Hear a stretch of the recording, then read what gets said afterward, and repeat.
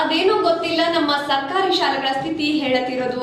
ಶಾಲೆಗಳ ಉನ್ನತೀಕರಣಕ್ಕಾಗಿ ಸರ್ಕಾರ ಪ್ರತಿ ವರ್ಷ ಬಜೆಟ್ನಲ್ಲಿ ಹಣ ತೆಗೆದಿಡುತ್ತೆ. ಆದರೆ ಶಿಕ್ಷಣ ಇಲಾಖೆಯ ಬೇಜವಾಬ್ದಾರಿ ಅಧಿಕಾರಿಗಳಿಂದ ಕೆಲ ಸರ್ಕಾರಿ ಶಾಲೆಗಳು ದುಸ್ಥಿತಿಯಲ್ಲಿ ಮುಳುಗಿ ಹೋಗಿವೆ.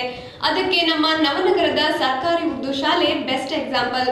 ಈ ಶಾಲೆಯ ದುಸ್ಥಿತಿ ಬಿ ನ್ಯೂಸ್ ನಲ್ಲಿ ಪ್ರಸಾರವಾಗುತ್ತಿದ್ದಂತೆ ಶಾಲೆಯ ಸಮಸ್ಯೆಗಳನ್ನ ನಿವಾರಣೆ ಮಾಡಲು ಮುಂದೆ ಬಂದಿದ್ದಾರೆ ಶಿಕ್ಷಣ ಪ್ರೇಮಿಗಳು. ಈ ಕುರಿತು ಒಂದು ವರದಿ ಇಲ್ಲಿದೆ ನೋಡಿ. ಮುರಿದ ಶಾಲೆಯ ಕಿಟಕಿ ಬಾಗಿಲುಗಳು, ಮಕ್ಕಳಿಲ್ಲದೆ ಬೀಕೋ ಎನ್ನುತ್ತಿರೋ ಶಾಲಾ ಆವರಣ. ಸಂಜೆ ಆದರೆ ಸಾಕು ಅನೈತಿಕ ತಾಣವಾಗಿ ಮಾರ್ಪಡುವ ಈ ಶಾಲೆ. ಹೌದು, ಇದೆಲ್ಲ ಕಂಡು ಬರೋದು ಬಾಗಲಕೋಟೆಯ ನವನಗರದ ಸರ್ಕಾರಿ ಉರ್ದು ಶಾಲೆಯಲ್ಲಿ. ಈ ಶಾಲೆಯ ಆವರಣ ಪ್ರವೇಶಿಸುತ್ತಿದ್ದಂತೆ ಕಾಣಿಸೋದು ಅಲ್ಲಿ ಬಿದ್ದ ಮದ್ಯದ ಬಾಟಲ್ಗಳು. ಈ ಶಾಲೆಗೆ ಸರಿಯಾದ ಕಿಟಕಿಗಳಿಲ್ಲ, ಬಾಗಿಲುಗಳಿಲ್ಲ.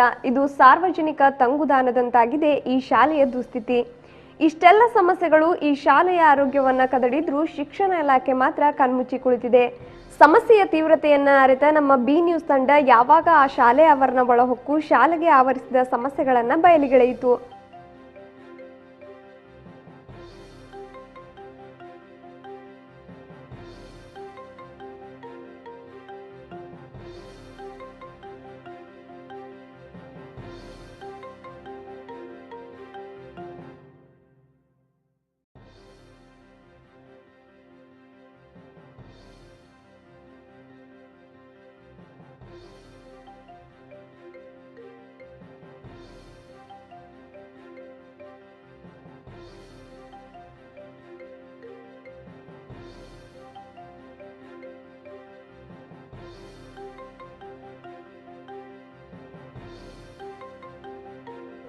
ಇನ್ನು ಬಿ ನ್ಯೂಸ್ ತಂಡ ಆ ಉರ್ದು ಶಾಲೆಯ ಸಮಸ್ಯೆಗಳನ್ನ ವರದಿ ಪ್ರಸಾರ ಮಾಡುತ್ತಿದ್ದಂತೆ ಶಾಲೆಗೆ ಒಲಿದು ಬಂತು ಅದೃಷ್ಟ.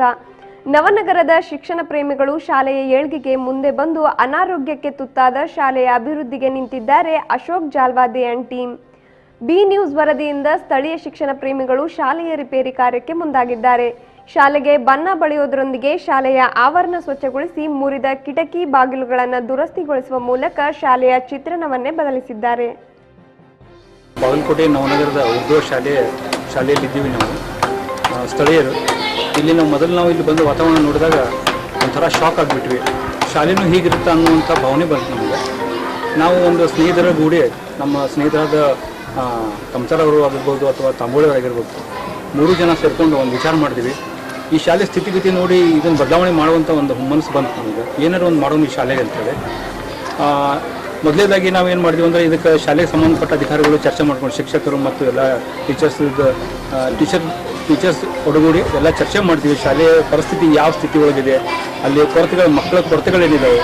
ಮುಖ್ಯವಾಗಿ ಅದಕ್ಕಿಂತ ಮುಖ್ಯವಾಗಿ ಹೇಳಬೇಕಂದ್ರೆ, ಇಲ್ಲಿಯ ಸುತ್ತಮುತ್ತಲಿನ ಜನ ಇಲ್ಲಿ ಶಾಲೆಯಲ್ಲಿ ಬರೋದು, ದಾರು ಕುಡಿಯೋದು, ಆಮೇಲೆ ಬಾಟ್ಲಿಗಳು ಒಡೆದು ಹೋಗೋದು, ಇಸ್ಪೇಟ್ ಆಡೋದು, ಇನ್ನಿತರ ಅನೇಕ ಚಟುವಟಿಕೆಗಳನ್ನ ನೋಡಿ ನಾವು ದಂಗಾಗ್ಬಿಟ್ವಿ. ಶಾಲೆಯೊಳಗೆ ಈ ಥರ ಎಲ್ಲ ನಡೆಯುತ್ತಾ ಅಂತ ಅಂದ್ಕೊಂಡು ಭಾವನೆ ನಮ್ಗೆ ಬಂತು. ಇದನ್ನು ಹೇಗಾದರೂ ಮಾಡಿ ಇದನ್ನು ಕ್ಲೋಸ್ ಮಾಡಿ ಶಾಲೆ ಅಂದರೆ ಮಂದಿರ ಥರ ಮಾಡೋಣ ಅಂತ ಒಂದು ಶ್ರದ್ಧಾ ಮನಸ್ಸು ಇಟ್ಕೊಂಡು ಈ ನಿರ್ಧಾರಕ್ಕೆ ಬಂದಿವಿ.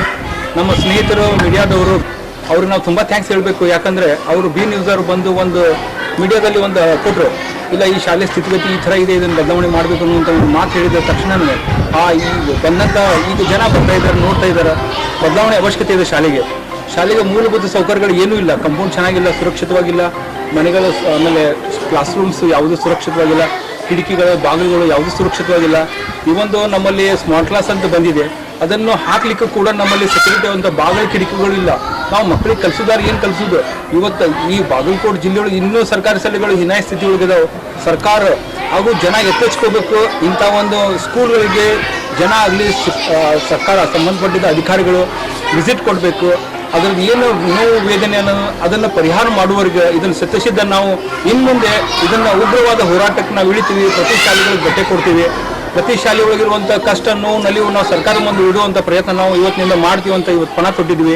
ಒಟ್ಟಿನಲ್ಲಿ ಸರ್ಕಾರಿ ಅಧಿಕಾರಿಗಳು ಮಾಡಿದ ಕಾರ್ಯವನ್ನ ಬಿ ನ್ಯೂಸ್ನ ವಿಸ್ತೃತ ವರದಿಗೆ ಸ್ಪಂದಿಸಿ ಸ್ಥಳೀಯ ನಾಯಕರಾದ ಅಶೋಕ್ ಜಾಲ್ವಾದಿ ಮುಂದೆ ನಿಂತು ಶಾಲೆಯ ಅಭಿವೃದ್ಧಿಯ ಜವಾಬ್ದಾರಿ ವಹಿಸಿಕೊಂಡಿದ್ದು ನಿಜಕ್ಕೂ ಹೆಮ್ಮೆಯ ಸಂಗತಿ. ಶಾಲೆಗೆ ಮರುಜೀವ ತುಂಬಿದ ಬಿ ನ್ಯೂಸ್ ಕಾರ್ಯಕ್ಕೆ ಸ್ಥಳೀಯರು ಮೆಚ್ಚುಗೆ ವ್ಯಕ್ತಪಡಿಸಿದ್ದಾರೆ.